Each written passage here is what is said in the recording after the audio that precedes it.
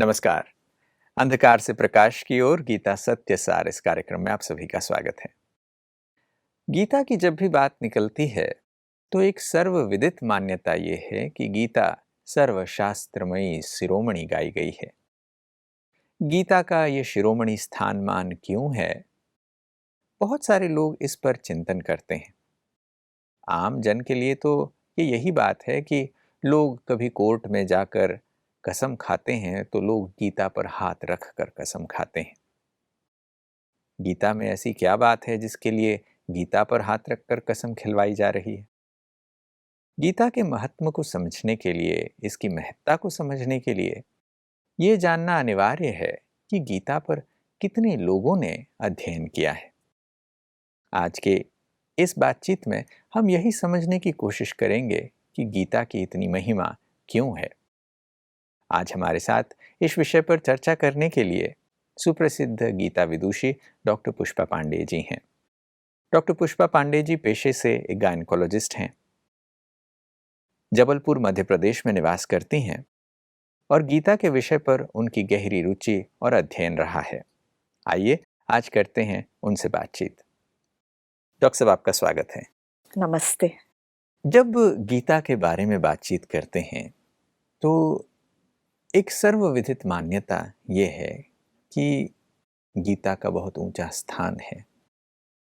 गीता को जब भी लोग देखते हैं तो प्राय देखा जाता है, जो आम जन के लिए जो चीज़ देखी जाती है कि लोग कोर्ट वगैरह में जाते हैं तो वो गीता के ऊपर हाथ रख के शपथ लेते हैं कि मैं गीता पे हाथ रख के कसम खाता हूँ कि जो भी कहूँगा, सच के सिवा कुछ नहीं कहूँगा। अब हम बहुत सारे फिल्मों में ये चीज़ें देखते आए हैं, रियल लाइफ में भी कोर्ट कचहरी में ये चीज़ें होती हैं, ये चीज़ हम देखते हैं। और प्रश्न उठता है, गीता ही क्यों?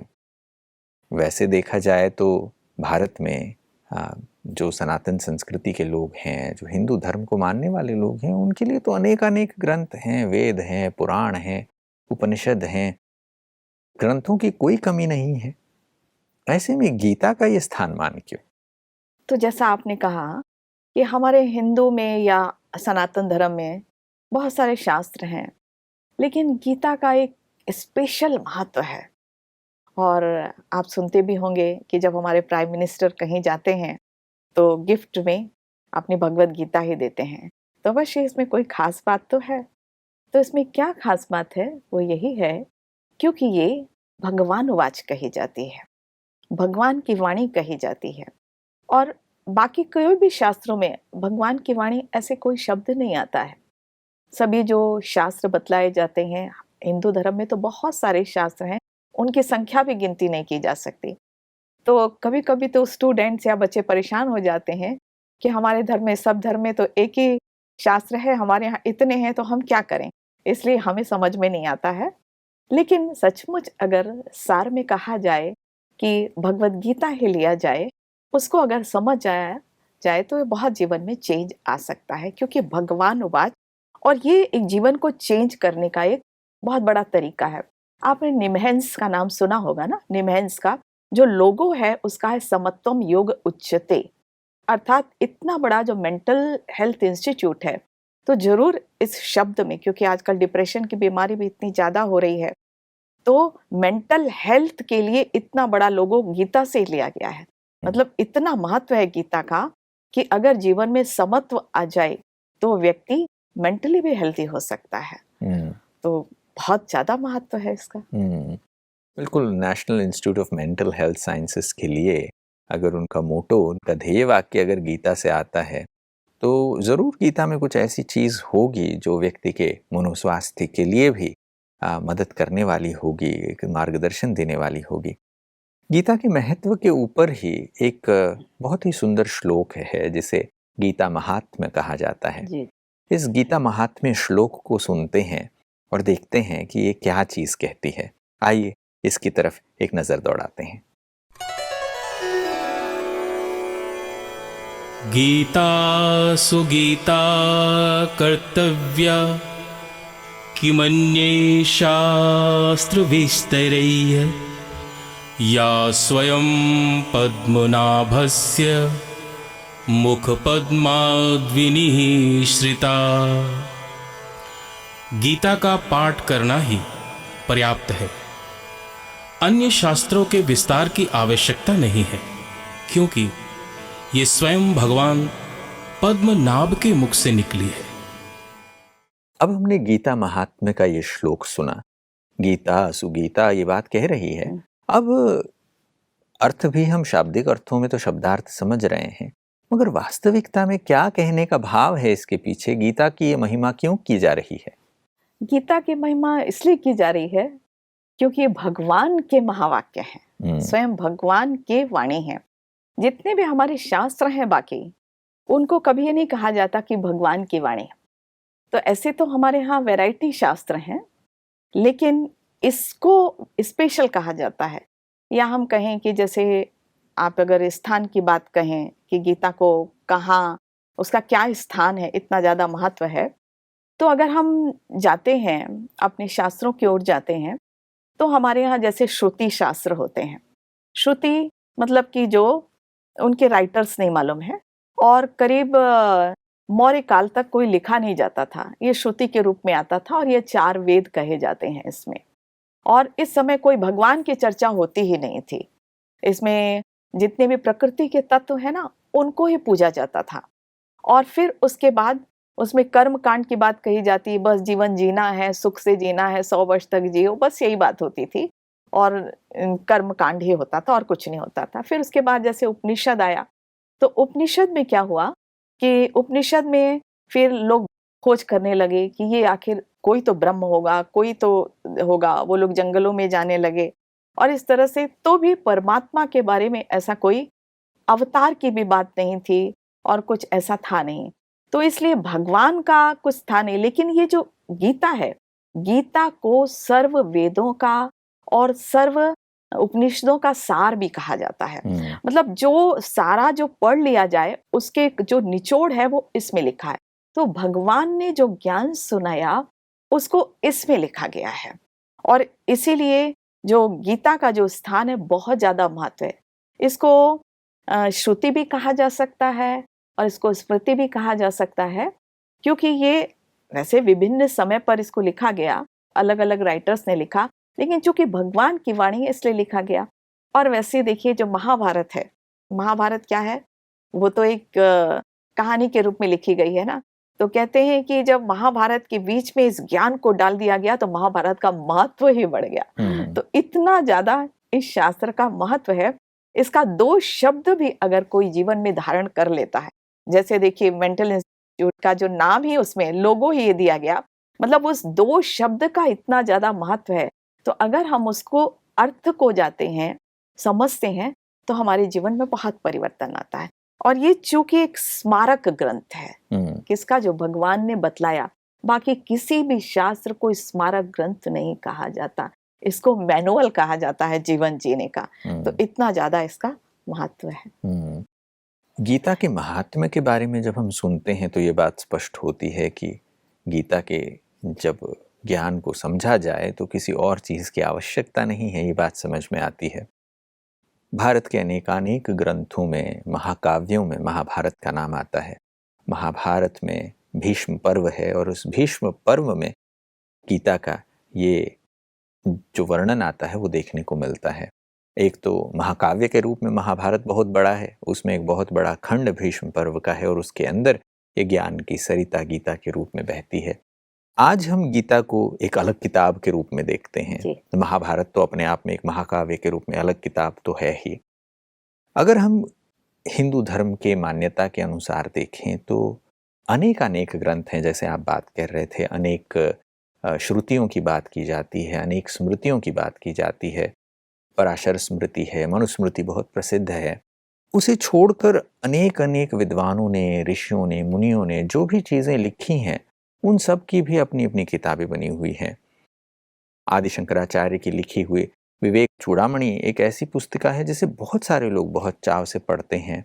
उसमें भी बहुत सारी अच्छी चीज़ें लिखी गई हैं। रामायण जैसे महाकाव्य भी हैं। अब हिंदू धर्म में, सनातन संस्कृति में जब इतने ग्रंथों की जब बात की जाए तो जैसा पहले भी कह रहे थे, उन ग्रंथों की अगर संख्या ही इकट्ठा कर ली जाए, उन सारे ग्रंथों को एक जगह रख लिया जाए तो एक बड़ा अंबार लग सकता है। और प्रश्न उठता है कि जब हिंदू धर्म में इतनी सारी अच्छी किताबें हैं, ये सनातन संस्कृति की सारी ही मार्गदर्शन करने वाली पुस्तिकाएं हैं, सब में अच्छी अच्छी चीज़ें लिखी गई हैं, ऐसे में प्रश्न उठता है कि इन सब के बीच में गीता को कहाँ रखा जाए? इन सब में गीता का स्थान क्या है?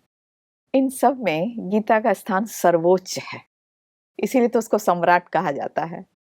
और आजकल इसके द्वारा भी बहुत सारे मैनेजमेंट कोर्सेज भी बनाए जाते हैं, और जिसने भी पढ़ा उसको अच्छा लगता है, भले उसको पूरा समझ में नहीं आता, क्योंकि जो गीता के बारे में जो एक्चुअल जो मीनिंग जो लिखनी चाहिए, संस्कृत के एक शब्द के बहुत सारे अर्थ होते हैं, तो वो तो जितनी भी कमेंट्रीज पढ़ेंगे उतने ही आपके बहुत सारे अलग अलग अर्थ होंगे। फिर भी अगर थोड़ा भी समझ जाते हैं तो उसका बहुत ज़्यादा जीवन में चेंज आता है। तो जैसे हमने पहले भी बात की कि वेदों में कोई भगवान की बात नहीं थी, फिर उपनिषद में भी वो खोज ही करते रहे, और उसके बाद गीता ही है जिसमें सबसे पहला जो अवतार है वो बतलाया जाता है। और आपको पता होगा कि हमारा भारतवर्ष एक महान देश है, और हमारे भारतवर्ष में कहा जाता है कि परमात्मा का दिव्य अवतरण होता है, वो खुद ही आता है और खुद ही आकर ज्ञान सुनाता है। बाकी सब जगह फरिश्ते माने जाते हैं, तो भगवान का अवतरण होता है और अवतरण के बाद वो डायरेक्ट ज्ञान सुनाता है। तो इसलिए गीता का इतना ज्यादा महत्व है। और इसमें सारे जो सांख्य चाहे कहो आप या अद्वैत, सबसे बड़ी खास बात यह है कि जितने भी हिंदू शास्त्र में अलग अलग मत हैं, कोई अद्वैत मत है, कोई द्वैत मत है, कोई सांख्य मत है, उन सब का समावेश इसमें है। इसलिए खास बात है कि इसका कोई विरोध नहीं करता है। चाहे वैष्णव संप्रदाय वाले हों, अलग अलग मत हैं, लेकिन कोई इसका विरोध नहीं करता है, इसलिए भी इसकी ज्यादा मान्यता है। जैसे ये आपने सुना भी होगा कि जब स्वामी विवेकानंद जी जब विदेश गए थे, तो ये इसको सब शास्त्रों का आधार कहा जाता है ना। तो जैसे कि आदत होती है कि थोड़े इंडियंस को वो लोग नीचे से देखते हैं ना कि हाँ इनका तो कैसा ही शास्त्र है, इतने सारे शास्त्र हैं। तो उन लोगों ने क्या किया वहां पर कि सारे जो बाइबल कुरान वो सब ऊपर रख दिया, सबसे नीचे जो है वो भगवत गीता रख दी। जब भगवत गीता रख दी तो स्वामी विवेकानंद, उनका तो IQ भी बहुत अच्छा था, EQ भी अच्छा था, SQ भी अच्छा था, सब चीज अच्छी थी। तो उन्होंने नीचे से खींचा और सारा का सारा उसमें वो नीचे सारे शास्त्र गिर गए। तो उन्होंने कहा कि ये जो भगवत गीता है ये सभी शास्त्रों का, सभी धर्मों का आधार है। तो इतना ज्यादा महत्व है इस भगवत गीता का। ये बात स्पष्ट होती है कि गीता के महत्व को सिर्फ गीता महात्म्य का ये जो श्लोक है सिर्फ वह नहीं समझाता, मगर दूसरे ग्रंथों के हिसाब से गीता में जो बात कही गई है आज उसकी वजह से उसे सर्वशास्त्रमय शिरोमणि कहा जा रहा है। गीता पढ़ने के बारे में जब सोचा जाता है तो ये चीज़ देखने को मिलती है कि वर्तमान समय में भी, जो प्रासंगिक काल में जब हम जी रहे हैं, अनेक विद्वानों ने, राजनीतिज्ञों ने, नीतिज्ञों ने, शिक्षाविदों ने गीता पर अपनी टिप्पणियां लिखी हैं जी। हाल फिलहाल की अगर हम बात करें तो भारत के जो पूर्व राष्ट्रपति रहे हैं डॉक्टर सर्वपल्ली राधाकृष्णन, वो एक बहुत बड़े एजुकेशनिस्ट रहे हैं। उनके जन्मदिन को हम शिक्षक दिवस के रूप में भारत में मनाते हैं, टीचर्स डे के रूप में मनाते हैं। उन्होंने गीता पर अपनी टिप्पणियां लिखी हैं और उसकी अलग किताब है। महात्मा गांधी की अगर हम बात करें तो महात्मा गांधी ने भी गीता पर टिप्पणियां लिखी हैं, लोग उसे गांधी गीता कहते हैं। अगर हम गुरुदेव रविंद्रनाथ टैगोर की बात करें तो उन्होंने भगवत गीता के ही आधार पर गीतांजलि लिखी, जो गीता के ही ज्ञान को एक काव्यात्मक रूप से प्रस्तुत किया। ऐसे ही बाल गंगाधर तिलक की तिलक गीता कही जाती है, गीता रहस्य कहा जाता है। वैसे ही भक्ति काल के संतों की अगर हम बात करें तो महाराष्ट्र के प्रसिद्ध संत ज्ञानेश्वर हुए हैं। उन्होंने जो गीता पर मराठी में जो चीज़ लिखी गई है उसे ज्ञानेश्वरी कहा जाता है, लोग उसे ज्ञानेश्वरी गीता भी कहते हैं। अगर हम थोड़े और साल पीछे जाते हैं, कई और सदियां पीछे जाकर देखते हैं तो अनेक आचार्यों ने, जैसे निम्बकाचार्य हुए हैं, रामानुजाचार्य हुए हैं, मध्वाचार्य, वल्लभाचार्य, शंकराचार्य तक भी लोगों ने गीता पर अपनी टीकाएं और टिप्पणियां लिखी हैं। प्रश्न उठता है कि एक गीता है, उस पर इतने प्रबुद्ध जनों ने, इतने तपस्वियों ने, आचार्यों ने, राजनीतिज्ञों ने, नीतिज्ञों ने, शिक्षाविदों ने, इतने सब लोगों ने टीकाएं लिखी। ऐसी क्या बात हो सकती है इसमें? ऐसी क्या चीज है जो हर कोई इसे पढ़ रहा है? तो जैसे गीता इतनी महत्वपूर्ण है, ये तो हम सुन चुके। तो उसके 2 या 3 शब्द भी अगर हम जीवन में ले लेते हैं। वैसे गीता ज्ञान डिफरेंट है और गीता शास्त्र डिफरेंट है। मतलब गीता ज्ञान तो कभी और सुनाया गया और लिखा और गया, तो उसमें बहुत चेंज आया, वो तो अलग बात है। लेकिन इस शास्त्र में भी अगर हम 2-3 शब्द भी सचमुच अनुभव कर लें, लोग सिर्फ सुनाते हैं लेकिन अनुभव नहीं करते, लेकिन सुनाने पे भी उनके जीवन में आनंद आ जाता है, क्योंकि भगवान वाच है। तो जैसे एक छोटी सी स्टोरी या रियल घटना ही आप कह लो कि एक बार क्या हुआ कि एक बहुत धनी व्यक्ति था और उसकी जो वाइफ थी वो बहुत सात्विक थी, और उसको लगता था कि मेरा जो हस्बैंड है ना, उसको भी जाना चाहिए, कुछ सत्संग करना चाहिए, मैं अकेले करती हूँ। तो उसने एक बार हस्बैंड को कहा कि आप जाया करो ना। तो उसने सोचा कि मैं अपनी वाइफ का मन रखने के लिए चलो आज चला जाता हूँ। तो वो गया, एक जगह सत्संग हो रहा था, कथा हो रही थी। तो व्यासपीठ में अभी आए नहीं थे वो, गद्दी खाली थी। तो जैसे ही सब लोग ने देखा कि अरे आज तो ये बड़े रिच पर्सन थे, तो सब लोग जानते थे, समाज में उनका बड़ा स्थान था। तो सब खड़े हो गए, आइए आइए आइए, और उनको बैठने के लिए स्थान दिया। और फिर क्या, बैठिए बैठिए बैठिए, सब कहने लगे क्योंकि सारे लोग जानते थे उनको। तो बैठ गए। फिर उसके बाद अब व्यासपीठ से कथा चालू हो गई, और जैसे क्या होता है कथा सुनने में, सब सो जाते हैं। तो वो सो गए। अब सोने के बाद सब कथा खत्म हो गई। अब इतना बड़ा व्यक्ति था, उसको जगाए भी कौन, किसी की हिम्मत ही नहीं होती थी। अब वो कथा तो खत्म हो गई। और कथा खत्म होने के बाद फिर वो जो कुर्सी जो हटाने वाला था, और वो थोड़ा दरी वहां बिछी थी, तो खिसकाया। अब हटाना तो था ही ना, क्योंकि दरी वाला वो लास्ट बचा था। तो उसने खिसकाया उसको और कहा कि अरे जाइए जाइए जाइए।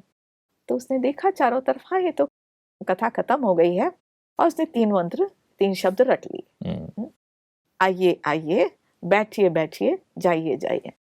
अब जब घर पहुंचा तो घर में उसकी वाइफ इंतजार कर रही थी। तो कहा कि आप क्या सीख कर आए?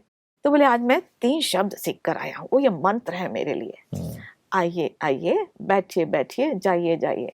तो उसकी वाइफ मन ही मन हंसने लगी कि जरूर आज पूरे टाइम सोए होंगे। और तो वो अब कहा कि ठीक है, आपके लिए यही मंत्र बहुत है। अब रात हुई, तो रात में अब ये मंत्र रट रहा था, उसको नींद नहीं आ रही थी। क्यों? क्योंकि प्रवचन में सोए हुए थे। आया था। जब वो सो कर आया था तो फिर वो कहाँ से सोता, तो वो जाग रहा था। तो क्या हुआ कि एक चोर घुसा उसे। जब वो चोर घुसा, वो आया तो उसने देखा कि ये तो मंत्र, ये तो बोल रहे हैं, आइए आइए। तो डर गया, उसने सोचा शायद मेरे को पहचान लिया है, क्योंकि उसके घर के पहचान का ही था वो। तो उसने पहचान लिया तो डर गया। फिर बोला बैठिए बैठिए। तो कहा ये तो और ही मेरे को बिल्कुल अच्छी तरह से पहचान गए, तो बहुत ज्यादा डर गया। फिर बोला कि जाइए जाइए जाइए। तो बोला ये तो पहचान गए हैं, और बिल्कुल। तो वो आकर हाथ जोड़ने लगा, मेरे पास जो धन है वो भी ले लीजिए सेठ जी, मेरे को जेल में मत भेजना। तो हैरान हो गया, बोले ये मंत्र इतनी जल्दी सिद्ध हो गया, मैंने तो सोचा ही नहीं था। अब वो फिर दूसरे दिन अपनी वाइफ से बोलता है, तुम सही कहती थी, सत्संग जाना ही चाहिए, सुनना ही चाहिए, कितना फायदा होता है। देखो ये जो मंत्र है, इससे इतना फायदा हो गया। तो उसकी वाइफ ने कहा, देखो जब 3 शब्दों से इतना फायदा है, तो सचमुच अगर तुम कोई सत्संग करो तो तुम्हारा जीवन बदल जाए। इसी प्रकार गीता शास्त्र भले समझ आए या ना आए, लेकिन उसके कुछ शब्द या कुछ अर्थ में ही हम टिक जाएं तो जीवन चेंज हो जाता है। और अगर पूरा ही गीता कोई समझ जाए, गीता ज्ञान, तो उसके जीवन में तो चमत्कार होने लगता है। इतना महत्व है इसका। बिल्कुल, जब आप ये चीज़ कहते हैं तो पता चलता है कि हाँ, लोग शास्त्रों का अध्ययन करते आए हैं, गीता पढ़ते आए हैं। जितना उनको समझ में आया, उन चीज़ों की धारणा जीवन में हुई, उसकी वजह से जीवन में परिवर्तन आया, उनको मदद मिली, मार्गदर्शन मिला। आज प्रश्न उठता है कि आज हम एक ऐसे युग में जीते हैं जहाँ पर लोग सोचते हैं कि भाई गीता जैसी चीज़ों का क्या आज हमारे जीवन में कोई प्रासंगिक उपयोग है? प्रश्न अनेक लोग करते हैं। ये तो कहानी की बात हो गई, युद्ध का मैदान था, वहाँ भगवान ने ज्ञान दिया, अ, अनेक सेनाएं खड़ी थीं, बहुत सारी चीज़ें लिखी गई हैं। मगर प्रश्न उठता है कि व्यावहारिक जीवन में क्या गीता की कोई उपयोगिता है? वो कैसे मदद कर सकती है? क्या काम आती है गीता का यह ज्ञान? गीता तो पर्सनल, प्रोफेशनल सभी की लाइफ में बहुत ज़्यादा मदद करती है। इवन नेशनल, इंटरनेशनल प्रॉब्लम्स जो हैं वो भी इसमें सॉल्व हो जाती हैं। तो पर्सनल में तो या पर्सनल प्रोफेशनल की हम थोड़ी सी बात कहें कि आज जो सारी जगह जो दुख है, अशांति है, वो किसके कारण है? Miss identification of the self. और गीता सेल्फ का ज्ञान देती है, स्वयं का ज्ञान देती है। और दूसरा, चूंकि लोगों का कनेक्शन परमात्मा से हट गया है, जब पावर हाउस से कनेक्शन घट गया है तो सब डिस्चार्ज बैटरी जैसे हो गए हैं। इसलिए इसको जो निशानी है, कहते हैं कि डिप्रेशन नंबर 1 बीमारी हो गई है। तो ये व्यवहारिक जीवन में खुश रहने के लिए जो हैप्पीनेस जो वास्तव में चाहिए, वो आज लोगों को पता ही नहीं। लोग सोचते हैं कि जो हैप्पीनेस है, जो प्लेजर और हैप्पीनेस दोनों को मिला लेते हैं। प्लेजर मतलब मटेरियलिस्टिक चीजों से थोड़े समय के लिए सुख जो अल्पकाल का मिलता है। लेकिन यहाँ गीता से ये समझ में आता है व्हाट इज हैप्पीनेस, क्योंकि happiness is a state of mind. तो गीता ये स्टेट ऑफ माइंड को ही बदल देती है। तो सबसे बड़ा फायदा तो ये है। और ये एक योग शास्त्र है, और आज मेडिटेशन सीखने का फैशन हो गया है। तो आज लोग विभिन्न मेडिटेशन सीखते हैं, लेकिन जो ये एक्चुअल मेडिटेशन है जो कि भगवान सिखाता है, उससे ज्यादा बेस्ट तो हो ही नहीं सकता। क्योंकि मेडिटेशन मतलब कि जो है कनेक्शन, चाहे आप कई लोग श्वासों में देखते हैं, अलग अलग सभी गुरु आ गए हैं, लेकिन यहाँ तो सदगुरु स्वयं भगवान है ना। तो जब भगवान सिखाता है उस मेडिटेशन में, तो उसमें इतनी ज्यादा पावर होती है कि किसी भी विपरीत परिस्थिति में व्यक्ति उसको सॉल्व कर सकता है, खुश रह सकता है। और भी बहुत सारे इसके प्रैक्टिकल फायदे हैं। हर जो चैप्टर है, हर चैप्टर में खास बात बताई है। जैसे कर्म योग बतलाया है कि अब लोग क्या है, कर्म योग का भी अर्थ नहीं समझते, उसको वर्कोहलिक कर्म करते जाओ उसको एक कर्म योग समझते हैं। लेकिन गीता बतलाती है कि कर्म योग वास्तव में क्या होता है। कर्म में करते हुए आपकी स्थिति बैलेंस कैसे रहे, कैसे उस एक सुप्रीम पावर से कनेक्शन हो जिससे कि आपको उस कर्मों में सिद्धि मिले। बहुत सारे सफलता के लोग मंत्र ढूंढते रहते हैं, लेकिन इससे बड़ा सफलता का मंत्र किसी में नहीं। स्वास्थ्य के लिए लोग जाते हैं, लेकिन इससे तीनों प्रकार का स्वास्थ्य, शारीरिक, मानसिक, आध्यात्मिक, पूरी गीता में बतलाया हुआ है कि कैसे आप इससे स्वस्थ रह सकते हो। मतलब इससे ऐसे कोई भी जो प्रॉब्लम नहीं है जो कि इससे सॉल्व ना हो सके। आपस में जो कंट्रीज का जो युद्ध हो रहा है, उसमें भी ये पता करती है, बताती है कि कैसे ये हम इसको ठीक कर सकते हैं। आपस के युद्ध विराम कैसे हो सकते हैं। इवन कहते हैं जो संघर्ष होते हैं वो वास्तव में हम इससे इस गीता ज्ञान के द्वारा ठीक कर सकते हैं। अभी अभी आपने एक बात का जिक्र किया कि योग के बारे में। गीता पर जब हम देखते हैं, गौर फरमाते हैं, तो ये चीज़ देखने को मिलती है कि गीता के हर एक चैप्टर के ऊपर योग शब्द जोड़ा हुआ है। कर्म योग की जब आप बात कर रहे थे तो मुझे ध्यान आया कि हर एक अध्याय पर, गीता के 18 अध्याय हैं और 18 ही अध्यायों के ऊपर योग शब्द देखने को मिलता है, योग शब्द जुड़ा हुआ है। अब प्रश्न उठता है कि ये क्या योग है, ये हर अध्याय में योग लिखने का मतलब क्या है? गीता को योग शास्त्र ही कहा जाता है, इसीलिए विषाद योग से लेकर जो लास्ट में 18th चैप्टर, सभी चैप्टर्स को योग से जोड़ा हुआ है। क्योंकि ब्रह्म विद्यायाम योग शास्त्रे, ये हर चैप्टर के पुष्पिका में, जिसको पुष्पिका कहते हैं, उसमें लिखा हुआ है। तो ये एक उपनिषद कहा जाता है। और अब कोई भी, जैसे जो 2nd चैप्टर है उसमें ज्ञान योग या सांख्य योग इसको कहा जाता है, क्योंकि इसमें आत्मा और का ज्ञान दिया जाता है। आत्मा और जो प्रकृति है वो अलग अलग है, तो आत्मज्ञान का पूरा इसमें अनुभव कराया जाता है। जो तीसरा है वो कर्म योग। तो कर्म योग अर्थात कर्म करते हुए कैसे योग रहे, तो पूरे इसी तरह से चैप्टर हैं। और फिर चौथा चैप्टर भी ऐसे, पांचवा संन्यास योग है, मतलब संन्यास एक मन की अवस्था है। तो उसमें बतलाया है कि वो संन्यास योग वास्तव में क्या है, कि घर गृहस्थ में रहते हुए आप किस तरह से अपनी बुद्धि को इस जगत से उपराम कर सकते हो। 6 चैप्टर ध्यान योग है, कि ध्यान योग की विधि इसमें बतलाई हुई है। फिर ज्ञान विज्ञान योग है। ऐसे ही सारे चैप्टर्स के नाम दिए। मतलब उसमें योग, मतलब पूरी गीता का एक ही उद्देश्य है कि हमारी बुद्धि उस परमात्मा में टिक जाए जिसको मन मनाभव का मंत्र कहा जाता है। यही मंत्र गीता देती है वास्तव में।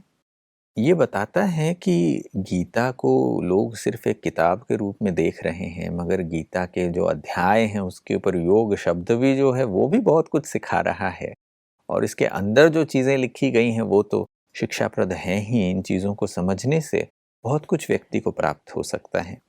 गीता के विषय पर आज इस चर्चा में बहुत सारी चीज़ें निकल कर आई हैं, और भी प्रश्न होते हुए भी मैं यहाँ रुकना चाहूँगा, क्योंकि घड़ी इशारा करती है कि यहाँ रुकना होगा। मगर आज आप समय निकाल कर हमारे बीच पहुँचे और आज इस चर्चा में गीता के महात्म्य को समझाया, गीता की महत्ता क्यों है, इस विषय पर प्रकाश दिया। इसके लिए आपका बहुत बहुत धन्यवाद। नमस्कार।